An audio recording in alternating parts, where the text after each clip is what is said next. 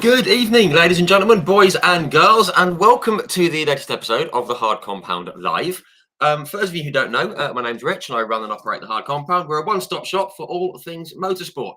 And we can be found on Facebook, Twitter, Instagram, and YouTube. We cover everything from F1 to touring cars to IndyCar, NASCAR, bikes, World Sports Car Championship, rallying, and anything else that we can shake a stick at. And we do that in the form of 3 written articles a day, usually. These go out on the 3 channel, on Facebook, Instagram, and Twitter at about 9 o'clock, 2 o'clock, and 8 o'clock here in the UK, just to give it a nice spread across the day. These articles take the form of race reviews, race previews, throwbacks, birthdays, breaking news, any livery reveals, throwback liveries that we like, and again, anything else we can shake a stick at. And we're here to share a love of motorsport. Nothing else, no controversy, no nonsense, no swearing and shouting. We're just here to share a love of motorsport. That's why we're here. So come along, join the fun, search for the Hard Compound on those platforms. Come and join us. In case you hadn't noticed, we also do live video interviews just like this one. And just like this one, these go out live on our Facebook, our YouTube, and our Twitter. They're automatically saved in the video section on Facebook and in the live section on YouTube. So you can watch them back as and when you like. We're also in the process of putting them on podcast providers as well. So we'll let you know when that has happened. Excuse me.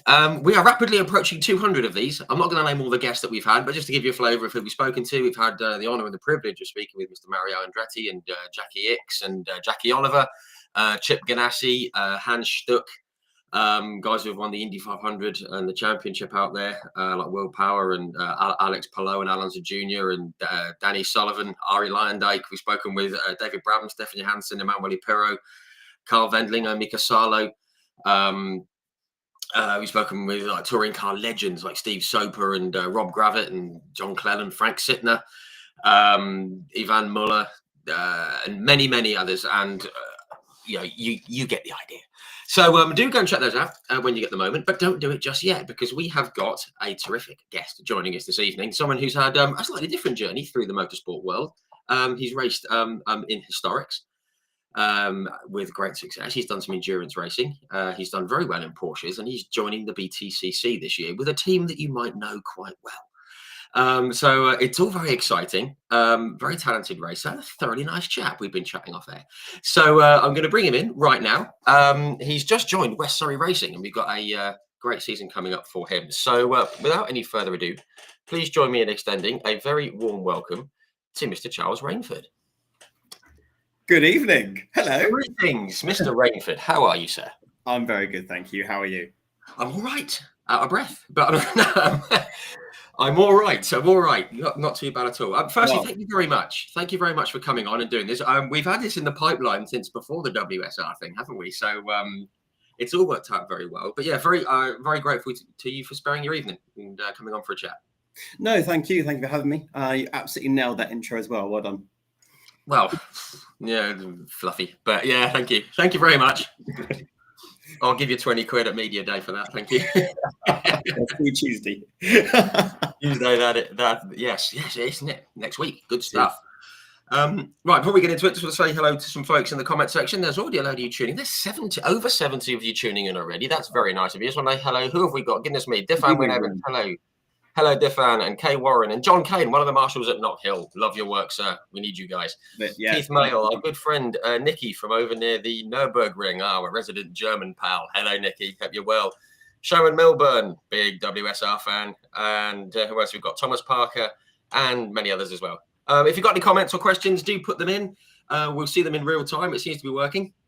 And we will work them in as we go. Thank you very much. Right. That's that bit done.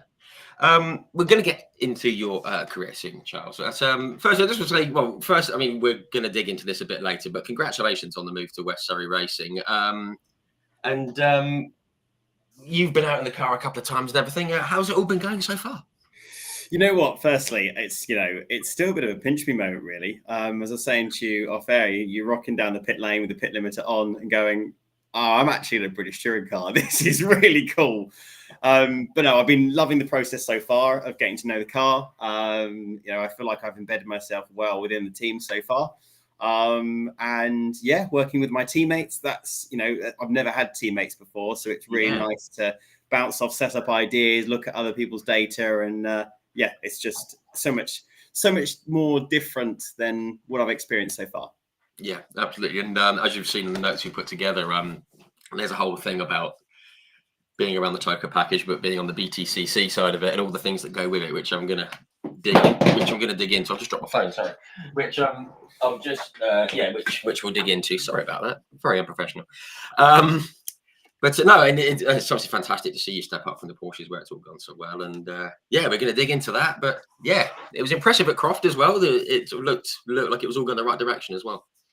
Yeah, this is it. I mean, the first day was kind of very much try and get myself comfortable in the car. We've done a test at Brands Hatch. We did a test at Snetterton, but Croft is a very different circuit. You've got to give the place a lot of respect. So first day was kind of getting me comfortable with the car and that circuit, being a tighter circuit. And then, just loads of different setup options on the second day. So it's very interesting exploring what we can change. Yeah, fantastic. Lots of things to get your teeth into ahead of the new season, which is great, which isn't far away, which is super. One more hello. Got Tom Pledger who's tuning in on YouTube. Hello, Tom. Unfamiliar name, so thank you. If this is your first time, thank you. Right, okay. So we have a season to look forward to, but you've already done quite a lot already. So what I'd like to do is start right at the start. Where did the interest in motorsport come from? Gosh, so I'm very lucky that, I suppose, like most people, my dad is massively into motorsport. He was racing basically as I was born, and we build and restore classic race cars as a family business. We're called CCK Historic. Was before Classic Cars of Kent. We're based in Tunbridge, then moved out to East Sussex. So that's where the name change kind of came in. So CCK is Classic Cars of Kent, basically. So he was racing from basically when I was born. So I've always known him as racing cars. He was racing in the Halfords MG Midget Challenge, which is basically the equivalent of BRSCC MX5 Super Cup or Miata Trophy, but with MG midgets instead of MX5s. Fantastic. So that was kind of where it all began. And then I grew up within the family business. Did a little bit of go-karting when I was about, 8 to 10 years old, in that kind of time frame. I kind of did read that you got bought. Was it you and your brother got bought a kart, and you wanted to go racing, but it was a bit of a not yet. Not yet. The middle ground was I could go racing when I was 16, and I think by that point my mum hoped I'd find another interest, but my interest in motorsport just grew as I got towards my teenage years. Yeah, I guess it was inevitable given where what you were growing up around as well, everything like that. Excuse me. So, we'll come to motorsport in just a second, but I did see, which I knew one of these things, but not the other. You're rather accomplished on your feet on the dance floor, and also with a guitar. Yes, which is a very cool thing. I have a guitar over there. Very good. Haven't played it in about 12 years. That's right. It's out of tune. The amp jack doesn't work, and I don't have an amp. Apart from that, fair enough. Well, if you bring it on Tuesday, I'll tune it for you. How about that? Winning and everything. Honestly, it's a mess. It's a lovely guitar, but it's a mess. Yeah. Anyway, there's a bit of a story around the whole guitar thing. Anyway, go for it. Because I was actually home educated. Right. So I have a twin brother. If anyone goes on to social media, James Rainford, my twin brother. This is the first time we have got twins. I'm a twin. I have a twin sister. Are you? So there we go. Fantastic. See, are you the elder? This is already the best chat. Yeah, literally. Are you the elder or are you the younger twin? I am the elder twin. I'm the overlooked middle child by 6 minutes. You're very good. Got an older brother. I'm the eldest of the family. There's nice. 3 of us. So I have my brother, James, who we're twins. I'm 1 minute older than him. 1 minute? Then, 1 minute. Cesarean doesn't quite count, but... Wow. Yeah, but still. Yeah. Poor. Yeah, I know. So it was quick fire that day. And... and then I've got my little brother. He's only 2 years younger than James and I, and he's actually my number 1 mechanic on the Carrera Cup cars. Oh, fantastic! Yeah, so it's a real family affair. But yeah, so the story behind not going to school was At the time, my dad had a shop in Blackfen as well as the workshop, which was in Tunbridge, which that was doing the classic cars and the racing and all that kind of stuff. And then we had another shop in Blackfen, which was selling MG car parts. So my mum was having to look after us. And it was like the week before the first day of term, something like that. And we were meant to be going to school, both James and I, all good, no problem. And then they rang Mum out the blue and said, there's only space for one of them. So she said, well, that's not going to work because the shop was doing well. CCK was doing really well. So they said the next school was something like 20 miles away. It was too far to make it work every single day. Right. So they suggested, why don't we start homeschooling?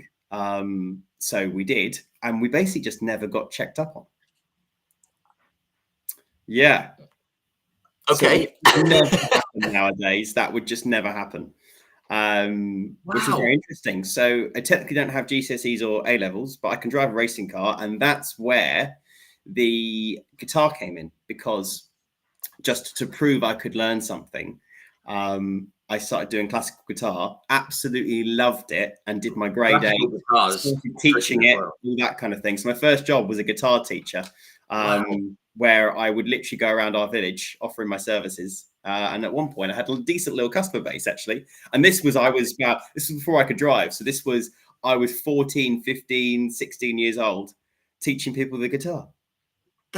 And I just walk around the village, pretty cool, to each person's house, sort it out in evenings and stuff like that. And I go to that person one day and I go to that person another day. I have my own little business going on. That's fantastic. At 14, fair play. I had a paper round. You've beaten me on that. Very good. You've beaten me on that. That's it. I've only ever worked within teaching something. So I taught guitar, then I taught ballroom dancing, which we'll get to in a second. And then now I teach motorsport. Wow. You're born to teach. Born to teach. That's fantastic. I mean, that's got, and you mentioned, was it like classical guitar, which if anyone knows guitar, that's the whole sort of picking and the whole it's I basically just electric pick distortion. That's my love it. Master of puppets. That's my approach, but you've done it properly, the proper guitar. But obviously you mentioned like the ballroom dancing as well, which you know, it's not the first thing you think of when you think of a racing driver. I hope you don't mind me saying, I'm sure. No.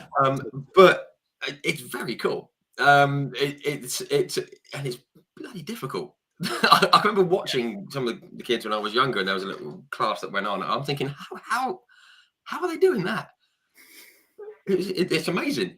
So, I mean, how did it come about? So basically, it was, again, because we didn't go to school. We had so much opportunity to try so many different sports. So I did football, I did cricket, I did table tennis, did ballroom dancing. The motorsport was going on in the background as and when I could kind of get my hands on stuff. To start with, I started mechanicking basically, and then moved up into then driving. But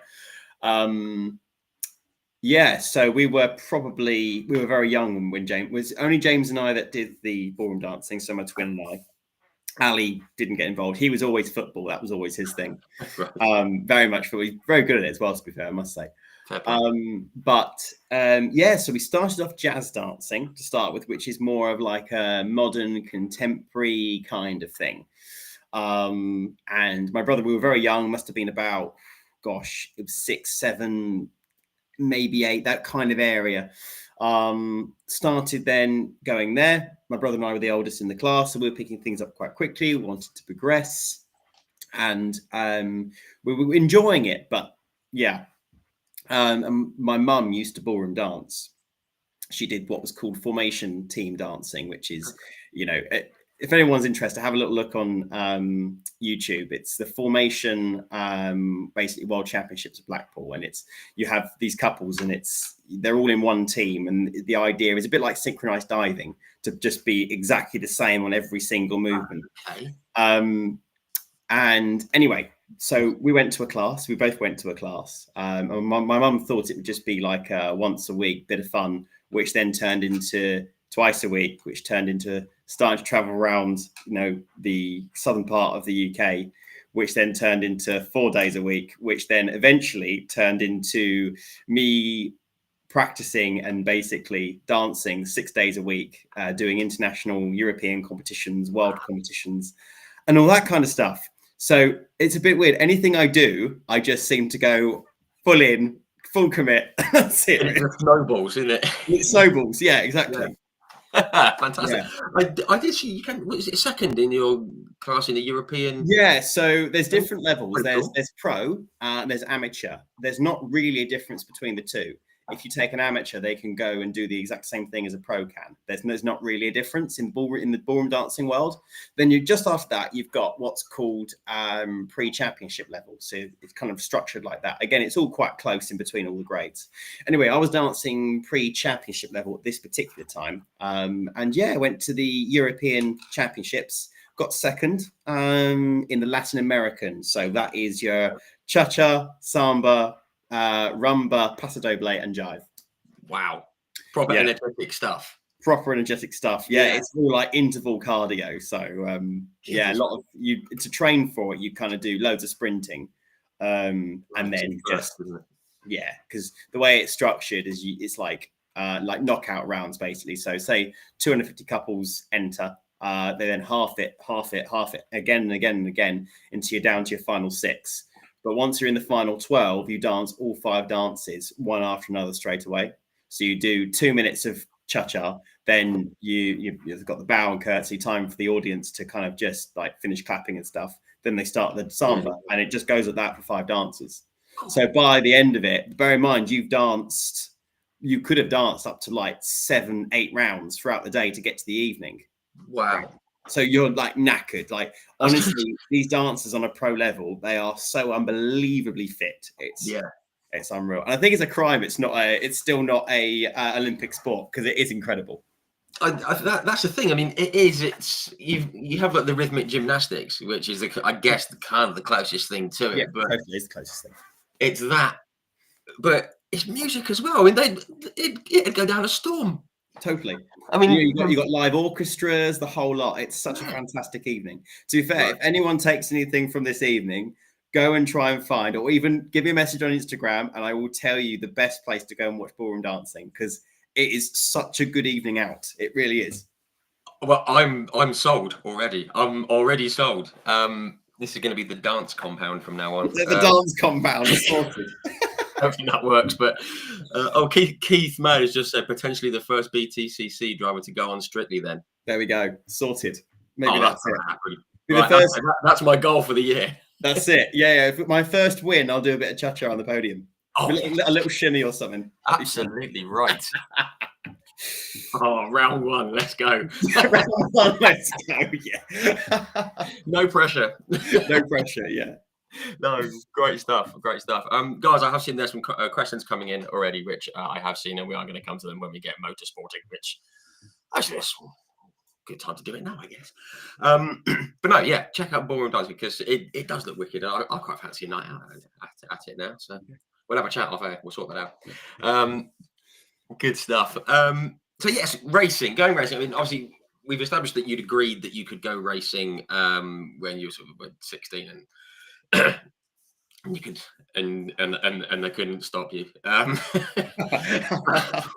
Maybe. How did it all come about though? Your first experience of going racing, because it was basically in historics, wasn't it? Which is through the family business, I guess. Totally, yeah. So I basically ended up building a car alongside my dad, which was a little MG midget with a special body on top called a Lenham. And Lenham, basically in the 60s, raced them on. They put little special fiberglass bodies over the top of MG midgets, Sebring sprites, that kind of stuff. Okay. So raced one of those. Did fairly well my first race. I had a battery problem. I put the battery mount on the wrong way around, so the battery fell out during qualifying. Nice. So starting in the back, but came second. Fought my way through to second, which was good. So it started from there really. After that, raced various historic cars like Marcus 800 GT, which is like a plywood fiberglass car from the 1960s. Raced a couple of 50s saloon cars, raced a Mini as well, Cooper S, which is a cool car. and then started racing with some of our customers, and that's where it all started to grow. And in this particular time frame, I also started to become an instructor at Brands Hatch, and that would have been 2018, I believe. Okay, that's where you kind of went down the teaching route again, which obviously you've done before. I did see that very quick. This is I should say thanks to Jamie O'Leary as well, who's involved with West Surrey Racing, who gave me this little bit of info which I didn't know about. So thank you, Jamie, for this. You raced against your dad at Goodwood. I did, yeah. Which is a very cool thing. I mean, racing at Goodwood cool in any capacity is a cool thing, isn't it? But to do it against your dad, and Jamie very kindly made me aware that you were in an Austin Healey. Yes, so it's Healey is basically the it's so the same as the midget, really, a Healey Sprite. Right. So yeah, another one of the various midget combos you can do to create an element. But yeah, my one underneath was a Healey Sprite. Fantastic. In my opinion, the best one. The chassis is just slightly better. Just I don't know what it is. It's also because you get to say you're racing a Healey, which is a bit cooler, isn't it? Pretty cool, isn't it? It is pretty cool. And, I mean, racing a Healey around Goodwood. I mean, it just, even in my mind, that's in black and white. You know what I mean? It's that kind of era of just the proper classic, totally, the proper classic British race meeting. I mean, 100%, yeah, it must have been superb thumping around. Yeah, definitely. I mean, you think of old British sports car, instantly you think of an Austin Healey, whether it's a 3000, 100M, or Healey Sprite, whatever. And you know, it's so cool, so cool. Brilliant, absolutely. I mean, so you've obviously raced plenty of historics, and you've had and you've come on like podiums and whatnot, and come second, things like that. I did see there was one though. I think this is where the odds thing started. Was it the brand? Was it the Super Prix at Brands? Yes. How did that all come about? Right, so that would have been leading up to that. My car has always been an A series engine, because that's what they ran in period. But it was it's a 1293, I think I had in the car for a long while, which is for some of our newer motorsport guests as basically the CCs of the engine. So think of like a 1.2 litre engine. Yeah. So the significance of the Super Prix was I ended up blowing up my gearbox at Snetterton by just being an animal and just trying to ram the thing in gear, and it was completely my fault. I lost out my first ever race win because of it. And actually, I was actually racing against a car called a Healey Jamaica. Anyone who has their phones handy, have a little look. It's lovely. It's basically a Healey 3000 with a special fiberglass body on top, and they look awesome. Really, really cool. I just opened a tab on my little laptop. Yes. I know, right? Lovely. Yeah. So I was racing against one of those. Even the headlights look cool. Look at that. Totally. Oh yeah. Very and nice thing about them, they have drum brakes. Right.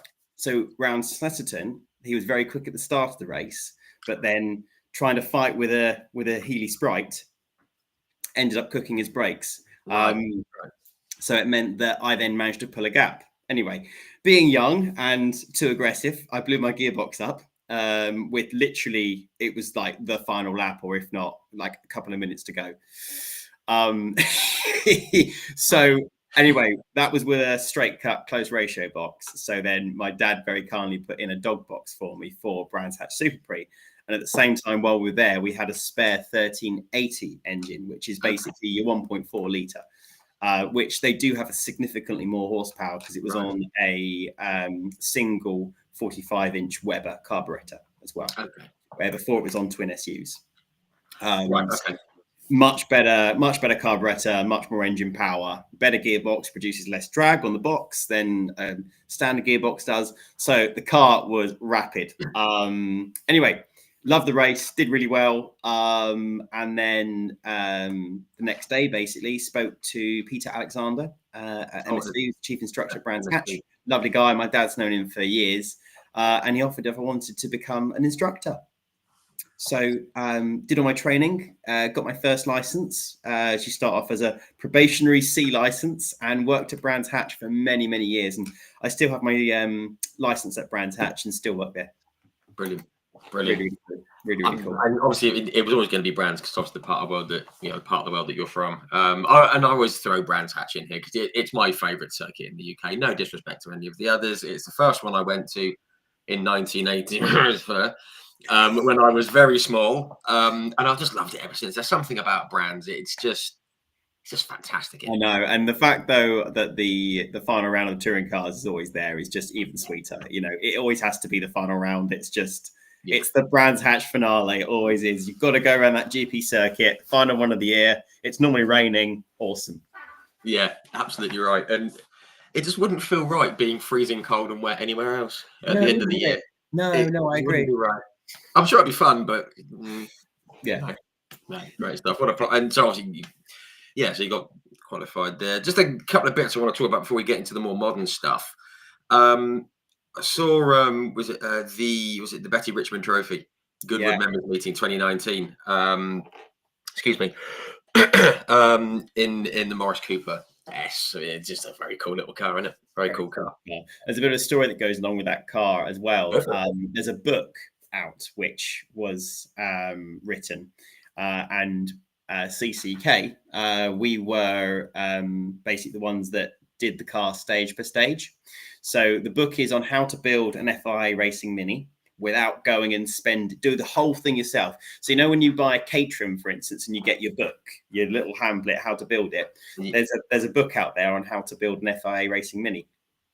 Fantastic. So we started off by trying to find people need to know this. This is cool. Yeah. Totally.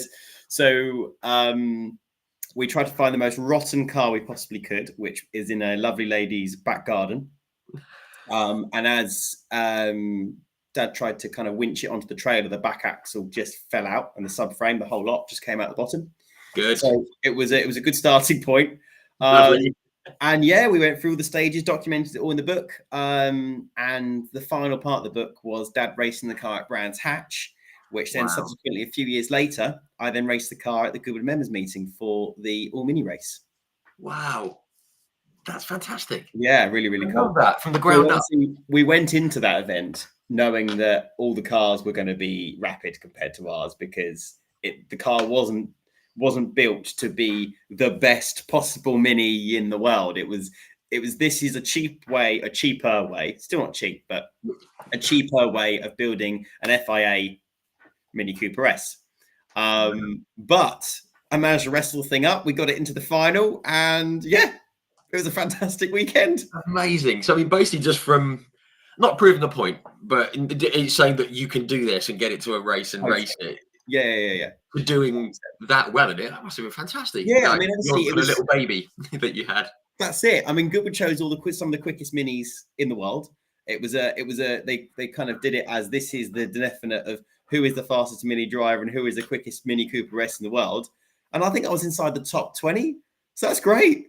Fantastic. I'll take that for a car that we built alongside a book that wasn't meant to be quick. I'll take that. That's fine. So if you read the book, buy the book, you too can build one of the quickest Minis in the world. There you go. That's it. There's going to be a fleet in about 15 months' time. There's going to be a fleet of Minis just rolling out onto the roads and the circuits. Fantastic. Yeah. One more actually on Goodwood. You took second in the Volvo. A beautiful car, but not one you think you could really race. The Volvo was at the PV544. Beautiful car. But I would never have thought that could hammer its way around Goodwood. Yeah, it's a really quick car actually. Whenever you normally think about an old 50s racing Volvo, your first go-to is an Amazon. But the PV544 is a lot lighter. So it looks a bit unwieldy, but actually it's quite a sharp tool. It's you get your trade-offs in historics, and that's why I really like it with these kind of touring car-esque racing. You take the 60s, you've got the Minis, Lotus Cortinas versus your Galaxies and stuff like that. But with the 50s, it's still there. It's just the cars are on different spectrums. So the ones that are quick down the straights, they're really quick down the straights, but cannot go around a corner. And you've got the ones that are terrible down the straights, but really are very good in the corners. And the Volvo sits somewhere in the middle. You know, it's 1800 Volvo engine. It's got just under 200 brake horsepower. You know, it weighs about 800 kilos. So it's a good car. It is a good car. It's underestimated. We're actually hoping to get it back out at the revival this year, actually, which would be really, really fun, because it's back to 1950 saloon cars for the St Mary's Trophy again. And that'd be lovely to come back after everything I know now versus 2019. It would just be. I think I would actually be in the Saturday race now. I'd technically be one of the VIP drivers, which would be very cool. Oh, that would be cool, wouldn't it? That'd be nice. That's not bad. Yeah, exactly. Yeah. Yeah, lovely. Bit of strut. Exactly, yeah. Bit of swagger. We've got a couple of comments coming in here. Keith Mayer says, "How is the PV544 quick? It looks like a Lego car." Maybe a bit, but it also does some funky things during the handling, but it seems to get around the track pretty quick, so I won't complain too much.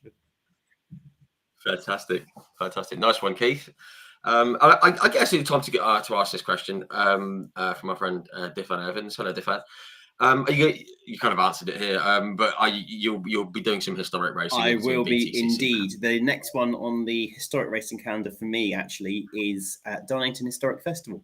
If anyone fancies coming have a look. Yes, that's 3.5 weeks. Yeah, first weekend of May. I'll be there. I'm doing 2 races in a Ford Capri, and a few others yet, which are not yet confirmed. So we'll see if we can get those out as well. But yeah, plenty of historic racing this year. I'll also be at Super Tours again in the pre-83 class. So it'll be cool.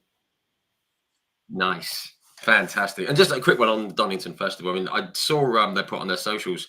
I think they just said there are test days and then there's test days, and some of the cars that were going around, phenomenal old, like, you know, sports cars, F1 cars. Just I think a Shadow was there, the Yardley McLaren was there, and I think there was a Nissan from Le Mans from '86 or something. Oh, it's going to be a great. Yeah, it always is. The Donington Historic is always really nice after Goodwood, as like your next little adventure out, basically. Yeah, fantastic. Looking forward to that. So yeah, folks, if you want a bit of historic racing, go to Charles, get some tickets, head along. Right, okay, so historics, it's the family business, it's what you've been doing.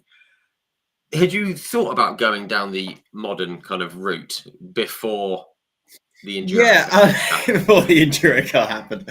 Yeah, I mean, bits and pieces. That didn't sound how I meant it to, but yeah. Yeah, bits and pieces really. Like, I was working as an instructor at this point. As we get to 2019, I'm doing about 6 days a week at Palmer Sport at Bedford Autodrome, and driving the cars whenever I can. And surprisingly, when I go and do a couple of laps, I seem to be very, very quick. So yeah, I always then wanted to go modern racing, but the next hurdle is, well, how do I do that when it's the opportunity currently isn't there? I've got plenty of opportunity in historics and that kind of thing. Until Peter Dingham from Pistonheads gave me a call and said, "Would you like to come and race our Ford Ka with us?" And you know, the deal with that is I pay for my tires and fuel, and everything else gets covered. So it was an instant yes. I'd love to. That doesn't feel like it takes much thinking about that one. That's yeah, wow. I mean, and you'd obviously never raced anything outside the classics, really. And I spoke with Amy Watts on here a few weeks ago, who's done the C1, the C1 endurance, and I was thinking the car or the KA, whatever you want to call it, is in that kind of same area of that's not a racing car, but it must be brilliant fun when you take it out there. Yeah, I mean, when I did it, they were on a slightly different tyre to how they are now, so I can't comment on what they're like right now. But in 2019, it was great fun and very competitive as well. Very, very competitive. And you were in, was it for the first time in, was it at Snetterton, I think it was, and yeah, which is a sort of fun old circuit to be thumping around at better times like endurance race and stuff, and it went pretty well. I've got here you finished in the top 5, which is pretty good. Good start. A really good start. I mean, I'm trying to think. Gosh, it's a little while ago now. I've not spoken about this event for a long time, but it was very, very hot. It was during COVID, so everything was very, very strict. I remember, I think I went for a bit of ambitious move at the last corner, if I remember rightly, and tore off the under tray or something, I think. But we finished 5th. It was good. I had some good pace. And thoroughly enjoyed myself. I think the biggest bit with that, from what I can remember, is the feeling of actually now this is no longer a gentleman's sport. This is now proper competitive, bit of elbows out. Yeah. And I remember enjoying that feeling as well of actually, I can have a little rub and a push and it's all right. You can totally. And then I went too far and ripped the under tray off. So it's all about finding limits. Right, exactly.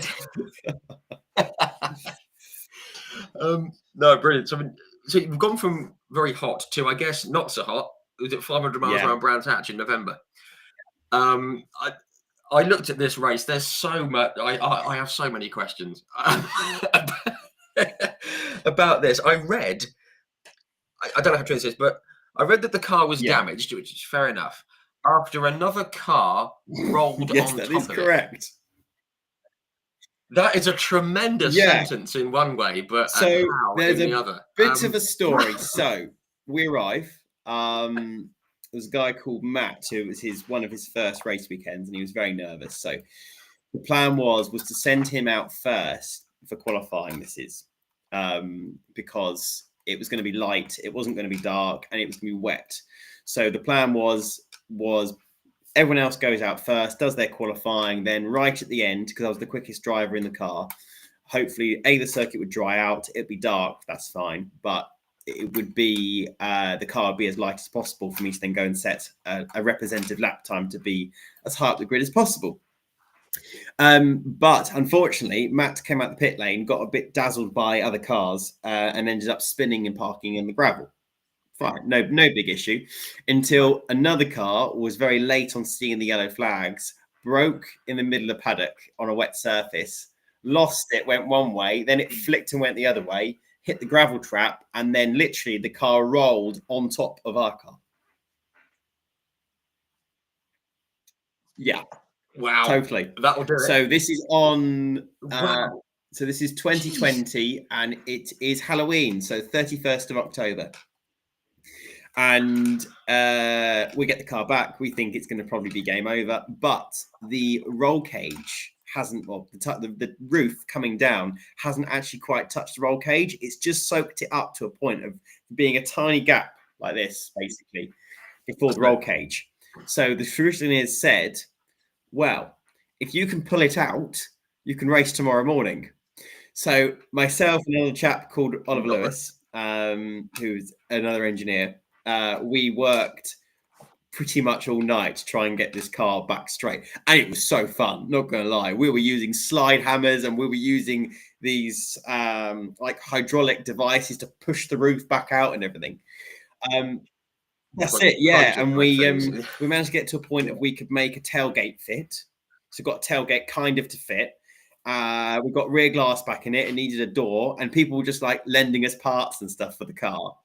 No one had any rear glass, so we had to use like this plastic and cut it around and everything.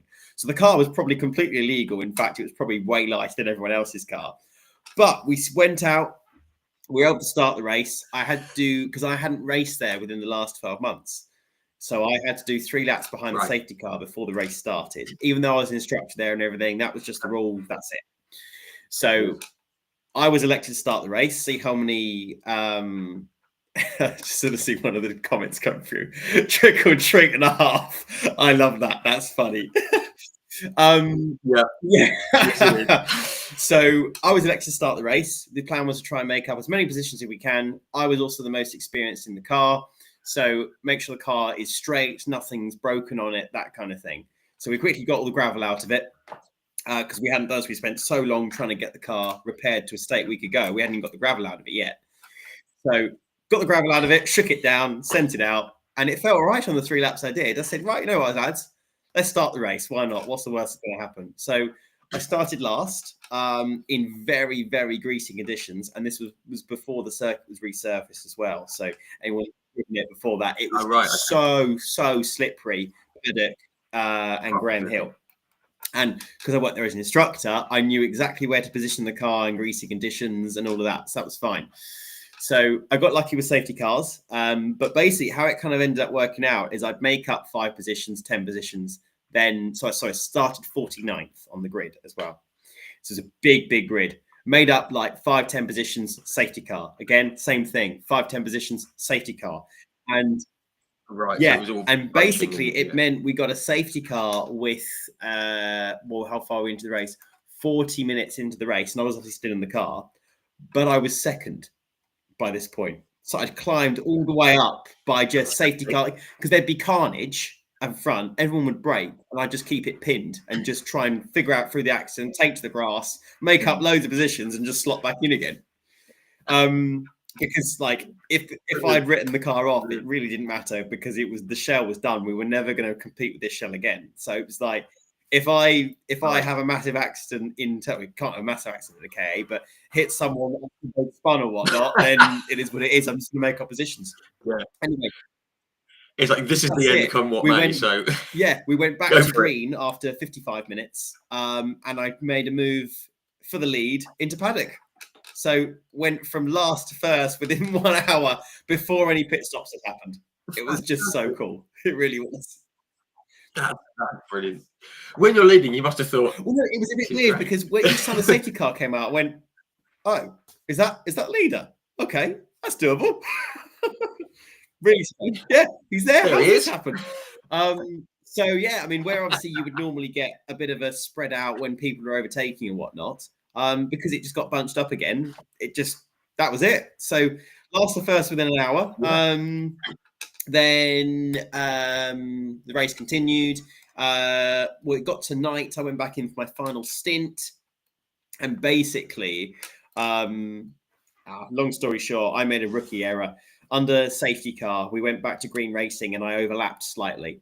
But my transponder was further in the car than the other guys. So it made it look like I'd overtaken before the start-finish line. And because I was frustrated, I then had these wristbands to tap out on your way out the pit lane.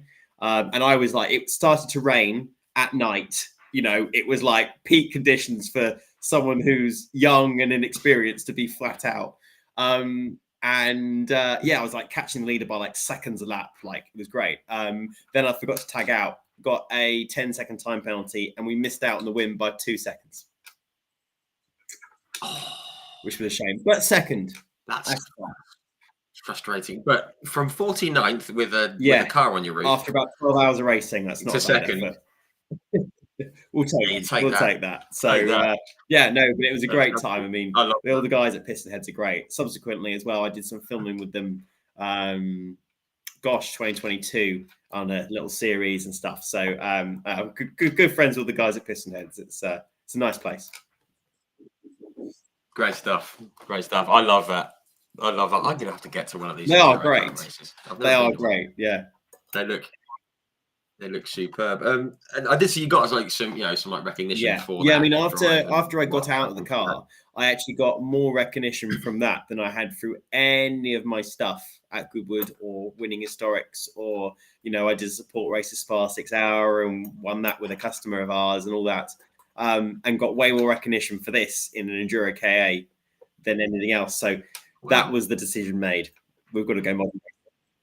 I was going to say, was that when we thought we need to go modern racing? And obviously, the bread and butter is the classics, just with racing and the business and everything else and the team and all that. But there must have been a discussion as where you go next. I mean, I assume that the Toka package was kind of not a no-brainer, but I guess it was somewhere to be aiming for. But there was so much on there with the Genettas and the Porsches and everything else. How did you go about? Yeah, so basically, me and my dad decided that we need to go modern racing as a company as well to try and broaden the horizons and everything. Obviously, at the time when we were doing the Halvers MG Midget Challenge, that was technically a modern motorsport in a way, because it was still a car that was being made. Yeah, This is kind of middle to late 90s. So the car is still fairly newish.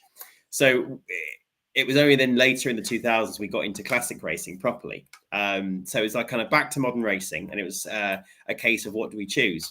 There was two cars we could buy, basically. We managed to get finance in principle to go buy two cars. And one of them was a Ginetta G55 Super Cup car to do the Super Cup. And the other one was a Porsche Carrera Cup car. Obviously, the latter being a lot more expensive than the Ginetta. But we saw the cars come through. The Ginettas all came through, and we thought, yeah, you know what? Fundamentally, it's quite a lot like a Marcus. We can probably do this, bodywork easy. We can maybe try and do some molds of it, make it a little bit cheaper, X, Y, Z. And then the Porsches came through, and then it was like, oh yes, that's a racing car. So I went with Porsche. The way the championship is run as well is just incredible. I was a rookie driver, so it meant I got many different things in my first season, such as media classes, tire master classes, all these kind of things. It made a big difference to me starting off early. We got an engineer involved and just tried to start working out how we're going to make this work. I remember my first test was at Snetterton, and I read about and it was this. That this sounds fun. It was that it was that typical. Anyone that does any kind of coaching driving knows what I mean when you say a cold Snetterton morning. Yeah, one of those. Yes, my brother lives up near all Norwich, about that. So I know what the area is like. Cold. Yes, at Snetterton in February, driving the car for the first time, and if I'm honest, I couldn't even get it out of the pit lane. Like, it just kept spinning the wheels up. Then I'm trying to get heat in the slicks, and the thing's snapping and sliding, and I'm like, I can't do this. This is too hard. I've made a mistake here. Anyway, managed to get some temperature in the slicks, started to really enjoy it. And by the end of the day, I was posting some very, very strong lap times. So we knew we'd done the right thing. Then we went to round one. And because of COVID again, round one was pushed right back. So I don't think we started until June. It was really late, but hot as well. Really, really hot at Snetterton. And we thought, being very new, none of us really knew what we were doing. In Carrera Cup Great Britain, you get 3 sets of new slick tyres to use, and you kind of have to use them. Otherwise, you're just going to be nowhere because the tyres are so peaky and soft. So we thought the strategy was, we said, right, we're going to be clever here. We're not going to do what everyone else does. No, we're going to play it cleverer than that. We decided that we were going to use 1 set of tyres, and I was going to bring them in really, really gently. We were then going to come into the pit, bleed the tyre down, and then I'll go for a push lap. Anyway, what happened by this strategy being a really hot day was the fact of me warming my tyres was the peak of the tyre. So I then had no tyres for qualifying. So I ended up qualifying, I think, 1 from last. But as the weekend went on, I got better and all that, and almost got a podium in Pro-Am class on my first event. So it was good. It was good, not too bad. Quite a few of the circuits in my first season as well, I'd never driven before. So I had to try and learn them in testing or on the Friday and stuff, just because we couldn't go testing. We just didn't have the budget to go testing in the first year. So we were lacking in that front. But yeah, we got third in the first season. Great first year, really. And a highlight of which was the support race at Le Mans 24 Hour. Yes, which I'm going to touch on in just a second. But I've just seen 2 very similar questions here. Tom Pledger, who was switched to Facebook from YouTube. Hello, Tom. And Diffan Evans. Tom has basically said, how did you feel on your first test day in the Porsche? I guess that's before you went out. And Diffan said, did you adapt to the Porsche quite quickly, as it looked like some of the experienced drivers struggled at the beginning of last season in the championship? I guess that's referring to guys like Dan Lloyd and Stephen Jones. Yeah, I mean, going on that one, the Porsche has a real specific driving style, and I'm actually coaching some of the drivers in the championship to help them at the moment, especially a good mate of mine anyway. So I'll be with him. Oh, actually, next week. Quite looking forward to it. Actually, at Sneston. But Nice. alas, it's very different. You know, you drive Caymans or you drive as mid-engine Lotus cars or any of these, and then all of a sudden you put the engine back a few more inches, and it's just a whole new world. You've got to drive the car like you're about to have an accident at every single corner. And there's no other way of explaining it. That's just the way. Wring its neck, send it, and see where we're at. But it's a fantastic car. It's so raw. It's so fast. The traction is unbelievable. It's yeah, but it's an animal. It's a real handful. Yeah. So, and yeah, even someone who's done so much driving as you had, you know, in various different cars and, you know, being an instructor and stuff, it still feels like it was a bit of a not a struggle, but a handful to begin with. Which is always good to hear, I suppose, isn't it? Yeah, I mean, that obviously, edge to it. like, you know, you're driving a car that I know that we've just done a big risk on as a family, getting this finance. So if I write it off, it's not insured. So there's a bit of that going on. It was by far at the time the quickest car I'd driven. So there was that involved. You know, even a Porsche Carrera Cup car's still probably the quickest thing I've driven in terms of lap time. You know, I've driven a lot of Ferrari challenge cars. Whether they're quicker or not is still hands up. I don't know. I don't know. It's so close between a 992 and a Ferrari challenge car. I don't know. I'm yet to drive the 296. That will, in theory, be the quickest car I've driven because that 296 is bonkers. But yes, so they're raw. They've got no ABS, no traction control. They've got 500 horsepower. You know, I was trying to drive it on a cold day at Sneston where the outside temperature was about 2 degrees. So yeah, young me was a bit scared, if I'm completely honest. Absolutely not surprised at all. Goodness me. I spoke with Stephen Jelly actually middle of last year, and because he'd done Porsches before, and he said it's a different car this year and it's completely changed. And he said, "Oh, I'll be able to go back into the Porsches. I'll be fine." He said, "I wasn't fine." Even from someone who's done it before, he said, like the new incarnation is such a different animal. Yeah, sorry, that made Stephen sound very bad. Sorry, lovely Steve, guy, awesome peddler, and I that. very much look forward to racing him again this season.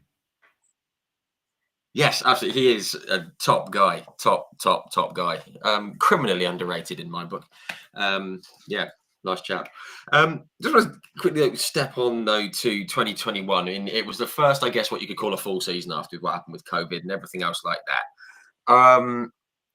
I guess you got to grips with the Porsches in 2020. I mean, you must have been pretty confident going into the Pro-Am. For the full totally. season. This is it. I mean, yeah, I was definitely looking forward to it. And again, it was a bit. I don't know, maybe a similar situation-ish to where we are now with touring cars. I don't really know where I am really. So try and learn as much as I can. It's a bit of different scenario that I'm now a known quantity from my years in Carrera Cup Great Britain, but yeah, it's got that, to me, it's got that similar kind of feel again. I'm just excited to get going. I don't know really where I'm going to be, and there's a whole lot of stuff to learn really. But the year in 2021 was just fantastic. Yeah, it was just, it wasn't even just learning about the game. It was learning about, how to drive this car, how driving works, how being a driver at a high level works. Because I've gone literally from historics, doing very little racing, to arguably one of the most competitive single make championships there is in the UK. So it was a big old step on TV. Yeah. And it's all on the telly as well. Everyone can see it, and people are going to be judging because they do from armchairs. Where would we be without the armchair critics? Yeah. I'd have fewer headaches, but I don't know how you guys feel. But just want to talk about something though about like sponsorship, because you had a major sponsor, and all of my friends were giggling at it. You had like sponsorship from like King Dick, but money talks, and backing, and having these solid backers behind you is so important, isn't it? No matter who you are, it's so important. Just, I mean, how did, because they were almost like a title sponsor, it's all down the car, wasn't it? I mean, how do you go about getting a deal together? You know, yeah, no, it's tricky. I mean, at the end of the day, you need to be upfront with what everything costs. Because I have a fairly successful armchair driver here. Not at all. You're a nice one. We appreciate you. But yeah, bring on the armchair exactly. comments. We love them. We love them. There's no judgment here. So yeah, I mean, obviously, how you get started in it, you've got to know people, you've got to be friends of people that have successful businesses, because otherwise you just can't get into it. You know, your cold emails don't necessarily work. You've got to build up a fundamental of network of partners, sponsors that you know, believe in you. And I'm very lucky with Cognition. They are my main personal sponsor, and you know, Richard Hosking at Cognition and Susie have been incredible to me. So I'm so lucky to have them, because otherwise I wouldn't be racing. And you know, that also brings me on to then Euro Car Parts. You know, they're a new sponsor for this season. Again, Colin there has been incredible. So yeah, it's tricky. It's a full-time job in itself, so you're always juggling. I'm always juggling between running a race team, coaching, and being a driver, and then trying to find the money for all of it in the background. So, yeah, it's good though. It's a different kind of life. It's very different to your 9 to 5. But I don't think I could do the 9 to 5. I'm a bit too all over the place for that. Yeah. The mind isn't settled enough. That's it. I'm sporadic enough to enjoy it. So, yeah. Fantastic. But no, it is. And you know, we also like money talks, and when people say money, I mean, I prefer to say backers and partners and things like that. That's always talked, but certainly in the last 2 or 3 years, it's gone beyond talking. It's like screaming now, isn't it? I mean, it's a big driver of who can get on the grid and stuff, which is a shame, but it's just well, it is. It's getting the thing is, it's getting more and more expensive as the years go on, and you know, that's not the teams putting their prices up. That's, you know, that's everything. The entry fees get more expensive because the circuits become more expensive to run, because they have bigger overheads and they're electric, they're water, all these kind of things. You know, their tax, their everything, which then that goes on the championship. The championship has to make a profit. It's a business. So that goes up, and then the teams are also a business. They have to make a profit. So it means the driver, you look at it and go, "Oh my word, how am I going to do this again?" Yeah. And people say things, you know, and we see it all the time. You know, they say something's got to be done to make it more affordable, but that lies outside motorsport. Yeah. It's if you look at even picture, you know, you look at your Wi-Fi and your electric. Until that goes down, motorsport won't go down. It's always just going to keep rising, and it's just the way it is. You know, you've got to find ways to try and adapt if you really want to do it that badly. Yeah, absolutely. And you've obviously got some very, very good partners on board, which which everyone is, you know, everyone who has those partners is obviously very, very grateful for.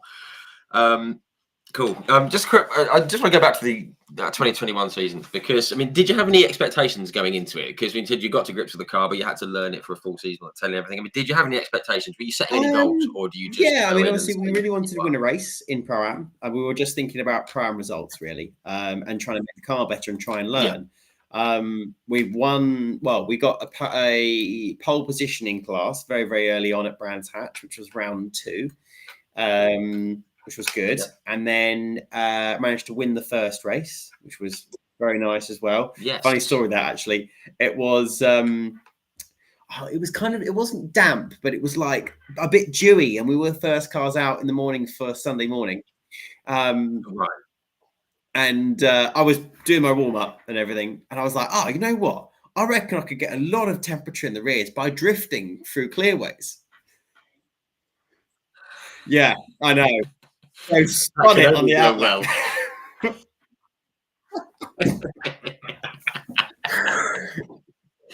Well, there was temperature in the tires for a couple of seconds. Yeah, so that was that really. It put some temperature in, but then I lost it all again once I was then sat on the grass trying to get out of my position I just spun into.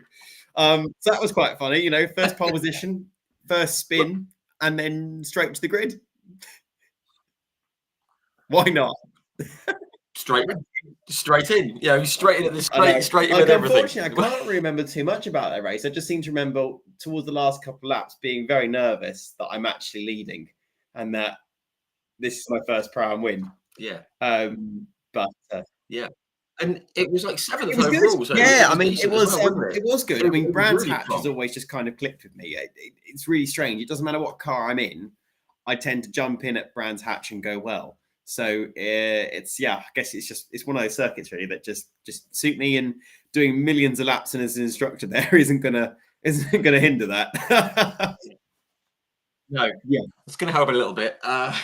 It's great. I got you had some like tricky rounds at Silverstone and Alton, but you had another class win up at Knock Hill. I love talking about Knock Hill because we always make jokes about the cold and the fog and everything else, but it's a brilliant little circuit, and there's so many very, very, very good people up there. We know about Gordon and Rory. We love Scottish fans. I have my own small fan club up there because they're just amazing. My dad always has a bit of a party with them in the clubhouse on a Saturday night. Oh, love it. Yeah, superb. That's got. But they're just like proper motorsport people up there. They're proper because at some of the circuits, I hope they won't mind me saying, like the bigger circuits that they go to, some of the MSV ones, it's all a bit more sort of corporate side, and but Knock Hill, it just was everyone's just there because they're motorsport people. The guys are like Renat Design. Joe and Hannah at Renat, the helmet design, and they're based up there, and all the marshals. Everyone just seems, I don't know, just like a big family, and it's a very, very cool place to go. And the circuit's bonkers as well. What was it like the first time you took a Porsche? What? That's a really good question. I mean, we're very lucky with Carrera Cup GB that we get a lot of in-season testing, and one of our tests is on the Wednesday before the race weekend at Knock Hill. So we would go up really early and that kind of thing. So I drove the circuit in testing, and it was my normal thing. Whenever I go to a new circuit, I try and drive the circuit very slowly at first. I'm giving away my tricks now. It doesn't matter if it's a new car as well. I drive it very, very slowly. Because if you go out and you just try and go really fast straight away, you don't take any of it in at all. So you just go out, you go, I always teach this, and people think I'm mad until we get to the end of the day, then we're going like the quickest they ever have. Because you just break it all down. It takes a certain amount of time for your brain to actually kick into gear and understand, okay, this is a corner, right, this is the braking zone. And you can see all the undulations. You just drive almost like you're warming the tyres, but when you're on hot tyres. Just drive around really slowly. I did that for like the first half an hour, basically, just try and learn it. Then put a couple of push laps in and was in the top 5. So it was pretty cool. Nice. Pretty cool. But yeah, again, like we're saying with Brands Hatch, one of these circuits that I just seem to click with. I absolutely love it at Knock Hill. I love the flow of the circuit. I love the fact it's blind and fast and bumpy, and it's just awesome. It really is good. It's a proper, it's an old airfield, isn't it? But it's a proper old school circuit, isn't it? It's fantastic, and you can run both ways as well. I've coached it the other way around, just from doing data and stuff for a Caterham race weekend, but never had the pleasure yet of driving it the other way around. But the onboards do look pretty crazy. Okay. It does look very, very good. I just think going downhill to the hairpin must be it's something fast. I just couldn't, like a 420R Caterham, that's going to be quick. Or the scariest bit, I think, is into the chicane the wrong way around. I think that's nuts. Yeah. It's where you drop down the chicane. I was teaching a guy in a academy car, and he put it. No, seriously, it's the older chicane, so it had like a big old jump in it, and he turned in accidentally a bit early.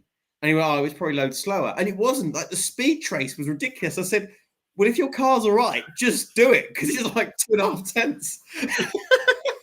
Literally just jumping over the top of the whole thing. Bonkers. As long as the car survives, crack on. That's it. That's the key, yeah. Oh, fantastic. Somewhere slightly more, not as Knock Hillish as Knock Hill. Another class podium and win at Silverstone, which is obviously good. Nice to get, home of British motorsport and all that. And then a pretty good end. Was it your best finish overall yet? With 6th at Brands. Must have felt good to end the season on a high and third in class Yeah, overall. really, Pretty really good. good first season. I mean, I was fighting Nathan Harrison towards the second half of the season for the third spot in the championship. He unfortunately had a bit of bad luck towards the last couple of rounds. Definitely had bad luck at Silverstone and Brands Hatch that I seem to remember. So it meant, that I jumped up to third. And to get third in the championship in my first season is not a bad effort at all. Yeah, absolutely. With bells on that one.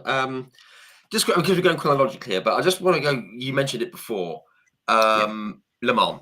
I mean, even now as a fan, I say Le Mans and I smile because it's something that there were obviously the Monaco Grand Prix was one, but the other two races that I grew up with were the Indy 500.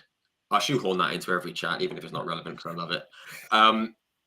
And the 24 Hours of Le Mans, we all know it. And you it was the Sprint Challenge France, wasn't it? Firstly, quickly, how did it come about? And also, it was the support race for Le Mans. Totally. So, you were on the so anyway. for doing well in Carrera Cup, anyone that was in their first season was eligible to race at a support race at the Le Mans 24 Hour. And a lot of people from GB said, we're not going to bother because you had to go straight from Knock Hill straight to Le Mans. The furthest one from Le Mans in the UK. Yeah. I mean, couldn't have been Brands, could it? I know you're practically halfway there already. Yeah. So we decided we were going to do it because, at the time in 21, we decided that we were going to have just one season of it. We weren't going to move to the new car. It was going to be one season done, basically. So when the option of doing Le Mans came up was just, we have to. So we got the car back from Knock Hill, gave it to a transport company who then transported it to us for us to Le Mans. We went back to the workshop, took all the stuff out of our lorries, moved it all into vans so we could then take everything to Le Mans. Basically, because carnets are terrible to do. It takes days, and then you get one thing wrong, and then you miss the whole lot. So we just went in vans because it'd be a little bit easier. So did that, and we weren't expecting to be quite as competitive as we were, really. No, I don't. I'm sure this is absolutely true. You said that. I mean, you qualified? Was it 4 seconds faster than it? Now I know Le Mans a long lap, 4-minute lap, and you can make gain, but 4 seconds. I mean, crikey, it wasn't bad going. So the race itself was for what can I say? Just talent. If anyone that's seen Ricky Bobby, you know the quote. Anyway, the race itself was for all kinds of different Porsche race cars. So it was for the new 992 Cup, which was out at this point, 911 GT3R, 991 Gen 2 Cup, 991 Gen Cup, 997 Cup, GT3R. It went down the way down to 996 Cup. So it was a massive grid. It was like 85 cars. It's huge. And went out for a first practice session. And the whole thing was we were just there to have fun. So we put our setup on the car, which we thought would be the best, which was running it as low as possible. Basically, no rear wing, all straight line speed, which was fine. It was good. So did that. And I said to the lads, so sorry, what I missed was I actually broke a drive shaft in race 2 at Knock Hill. So we had to get the drive shaft repaired. So I had to also bed the drive shaft in during the first free practice session at Le Mans, which is fine because I went out and did my normal thing, which was drive the circuit really, really slowly. I'd done so many laps on the simulator that like loads, millions of laps on the simulator. Drove the first couple laps slowly. The session was only 45 minutes, so you get through that pretty quick at Le Mans. And I said, right at the end, when everything's bedded in, I feel happy. I'll do a little push lap at the end, and then we'll look at the data afterwards. Anyway, there was like 3 TV screens in the on the pit wall, and my team watching. And I said, apparently, I was down in I was in the bottom screen at like 70 something place. Anyway, just kind of cruising around, trying to find some space, work out my reference points, all that kind of thing. And then apparently on the last lap, as we got the checkered flag, I came around a lot quicker, and then we went to the screen and had a look, and they're like, okay, he's not on the bottom screen. Oh, he's not on the middle screen. On the top screen, I was second overall out of 911 GT3R, 911, the 992 Cup cars, and all that. Yeah, second overall in the first practice session. So our mindset instantly changed to, right, we've got to win this. There's an opportunity. 100%. Yeah. So, yeah, totally. Like, did for FP2, similar story. Everyone else in the quicker cars started to get a bit more confidence. So I think FP2, I was like 4th or 3rd overall, something like that. Still ahead of loads of 992s. I think my next competition was like 10th overall. So I'd done well. We got to qualifying. I was so unbelievably nervous because I was like, okay, right, let's go out there. I'm going to do the same lap again. I went a bit quicker again, and I was, 5th overall, I think, to start the race. And the next car in class was 12th overall. So, like, I nailed it. Really, really good. I got a full-on tow down the Mulsanne, then lunched him into Mulsanne corner, got another tow down into Indianapolis, then, like, basically pushed the poor sod off on the way into Indianapolis so I could have a clear run through. Yeah. So got a clear lap with tow, which was just unheard of, which is why I was so high up. Anyway, if I was nervous for qualifying, now being the race, I was even more so. But held the race. I got absolutely monstered at the start because obviously everything's got way more horsepower than me. So I was just like left. It's a long way round to the first chicane, the Dunlop S's. It's a long way around there. So there was then carnage at the start, and I'm trying to avoid cars. Anyway, the next car behind me in class was a BWT sponsored Porsche. Pretty cool. I don't know their run, but I think it was No, it wasn't Legner. It would have been Huber that were running the car behind me. Okay, yeah. And he's like, follow me. I'm gapping through the race. Fine, all good. And then with not long to go, was what was it? A 45-minute race, and we probably had about 25 minutes to go, and I couldn't see the next guy in class now behind me. I'm like, this is good, sealed, sorted. And the safety car comes out. Of course it does. And I'm looking down, look at the clock. Basically, 2 cars had come together at the end of the Mulsanne straight, so it was quite a lot of barrier damage. And looking at the clock, I was thinking, right, we might get a 1-lap sprint to the finish. And I thought, there is absolutely no way I am now losing this. I've topped every practice session. I qualified miles ahead. There is absolutely no way this guy's getting past me. And I could see it. I'm in the car warming the tyres going, he's just going to slipstream me down the Mulsanne straight. I can just feel it. Anyway, subsequently, it didn't go back to green. So he ends up winning the race. But I am not losing it, literally on a 1-lap sprint. And I remember after doing the podium and everything, getting back to the paddock, and my dad just went, beer. And I was like, good idea. We went around and watched we went and watched the start of 24 hours and basically stayed up for 24 hours straight watching that fantastic race that year. Fantastic. That's absolutely brilliant. And obviously, being on, saying like you've won at Le Mans and all that, and you get to watch the race. I mean, I've spoken to a few people, as I said in the intro, who have won the thing. Obviously, Jackie Hicks has won it, and Pirro's won it, and Brabham and Johansson. All these guys have won it. I think like Steve Soper is the only one who said he didn't like it. Karen Chandhok said he loved it because he could smell the barbecue in the morning.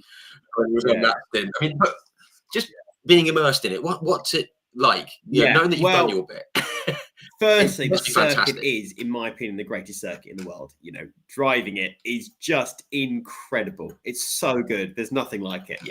Even going down the Mulsanne, it's so iconic, but also because it's a road, it's got the normal road hump, which stops it for water drains off either side. So you have to run the car in the middle. Otherwise it tries to send you off.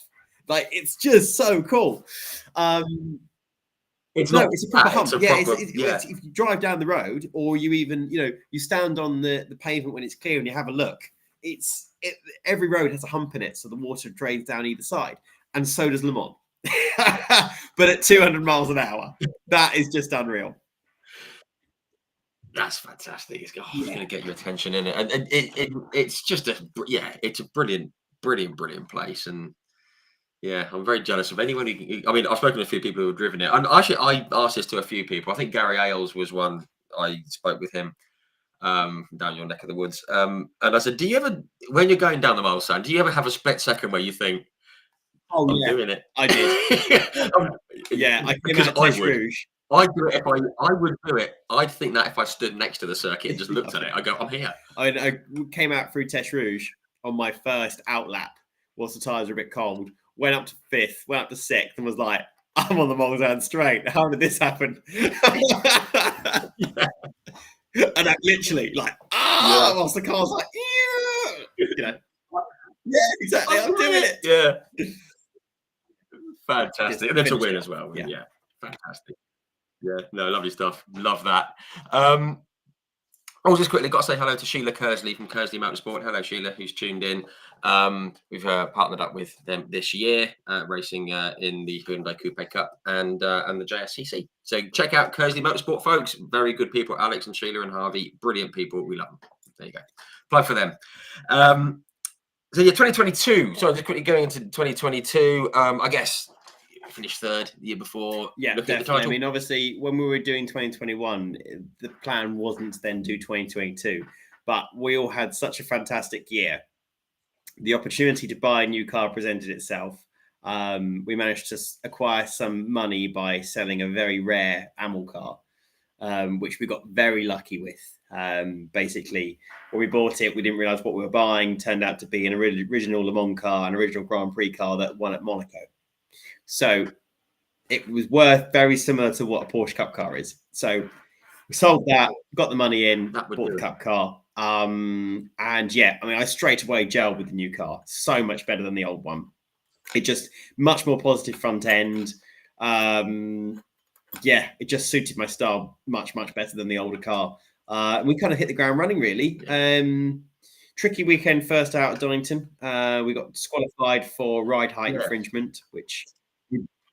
Okay, yeah, I did. I've got on my notes here what happened there, but as soon as I wrote it, I thought, I think. Yeah, we basically I had a decent weekend. It was okay, nothing really to shout about. But we got a new engineer in who unfortunately hadn't read the rules, so we got disqualified for ride height.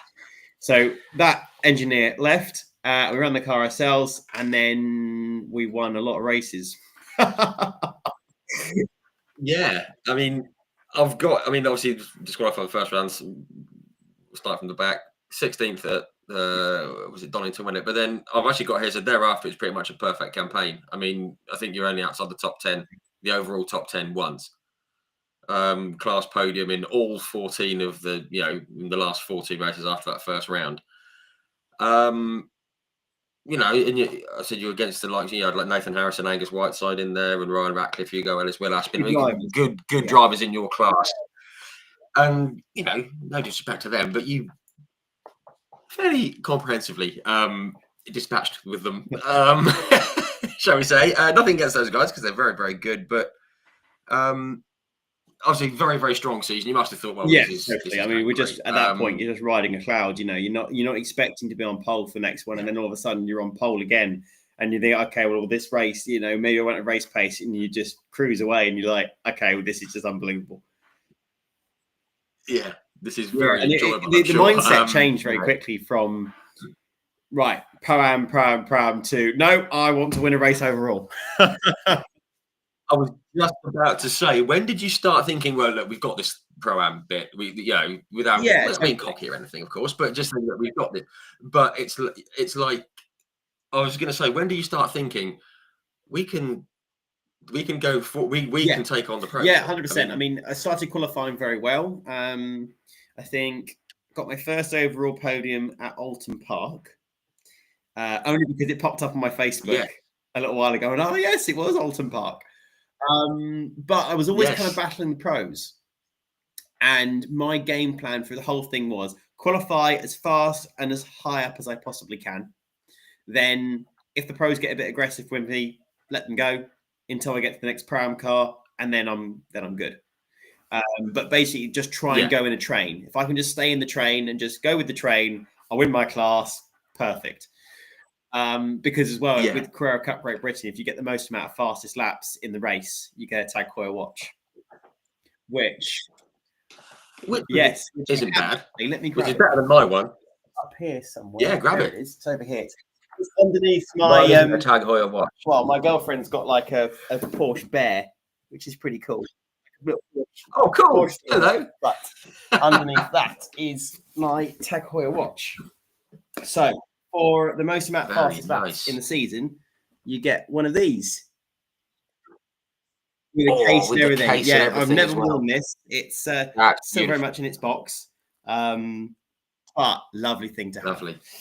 So the plan always was to try and get as many fastest laps as I can, to try and do the clean sweep by the time we get to the end of the year of championship win, fastest laps, and hopefully a overall race victory. And the mindset changed after we won the championship at Silverstone. So going into Brands Hatch, it was like, no, we're gonna.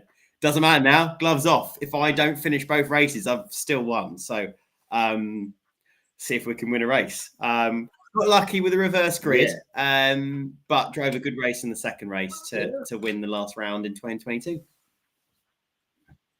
Yeah, absolutely. I mean, I've actually got a note here. I mean, you actually took fourth in race one on that weekend, which was a good sort of start. And what was it? You were behind? Was it Cian Jewis and Gus Burton and Adam Smalley? And I know those. Well, certainly Cian and Adam have gone down the GT route, haven't they?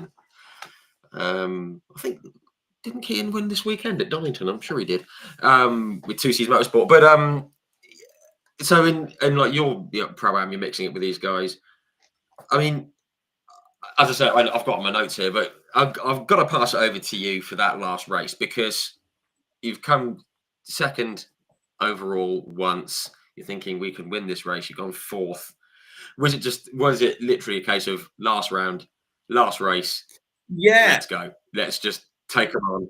It was a really funny thing because I was driving very well. I was driving very similar to how I did this season, really, at that point. And it was weird because I never found that level of performance really in 23.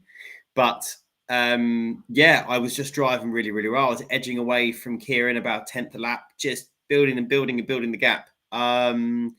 Felt very, very comfortable. Okay, yeah, with the 5 laps to go, I'm starting to get very, very nervous. I'm like, oh my word, yeah, one of those, definitely. But yeah, managed to hold it off. I think Kieran, he's a lovely guy. I think he let me have it, but I'll still take it.